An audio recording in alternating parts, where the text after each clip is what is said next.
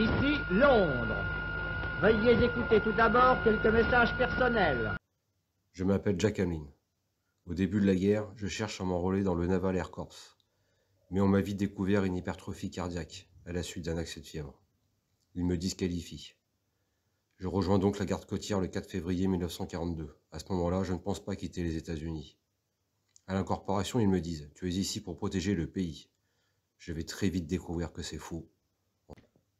Le 5 juin 1944, le temps que tous les navires se mettent en place avant l'invasion, notre moral est bon, même si on ne sait pas encore ce qui va se passer. Nous savons que nous allons jouer un rôle clé de sauveteur. Nous ne savons pas encore comment nous allons le faire, mais on sait qu'on va le faire. À bord de notre petite vedette, l'équipage est composé de 13 hommes. Nous sommes que 2 nageurs à bord. Nous sommes les plus petits. Les hommes les plus grands et les plus forts sont chargés de hisser les hommes hors de l'eau. Alors que nous traversons la Manche, je suis entouré de centaines de bateaux, voire des milliers. Je regarde par hasard le navire suivant. C'est un LST, le numéro 50. Et je sais qu'à bord du numéro 50, mon copain Ralph Carter de Springfield est à bord. Machinalement, je crie à un marin de ce navire. « Est-ce qu'il y a un Ralph Carter à bord ?» Et là, croyez-moi ou non, on me répond. « Absolument, c'est notre commandant, qui dois-je annoncer ?» Je réponds. « Hamlin » et je vois passer la tête par-dessus bord. Il lance. « Qu'est-ce que tu fous dans cette chaloupe ?»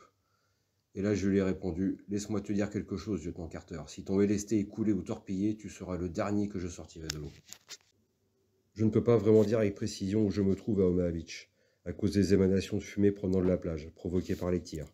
Je devine à peine les silhouettes des côtes. Il y a trop de brume sombre devant nous. On ne voit rien. Je ne sais même pas ce qui se passe sur la plage. Notre position se trouve à 500 mètres du rivage. La seule chose que je me souviens très bien, ce sont les tirs de l'USS Texas. Ils bombardent sans relâche. Le bruit de ces canons, de ces obus nous passe par-dessus la tête et sont effrayants.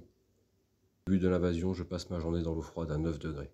Simplement attaché à une corde reliée au navire et vêtu d'un simple gilet de sauvetage. Je nage, et je lutte contre un courant vers les GI dans les eaux glacées de la Manche. Certains se noient, d'autres sont déjà morts, d'autres sont blessés et pas encore morts. Je suis obligé de faire un tri. Je me souviens qu'il y a des têtes, des bras, des jambes, et qu'il manque tout le menton à l'un d'entre eux. Il n'y a plus rien à faire. Je nage pour sauver ce qui est sauvable. Beaucoup de ces hommes encore en vie appellent à l'aide. Je me dis que s'ils peuvent parler, ils ont une chance.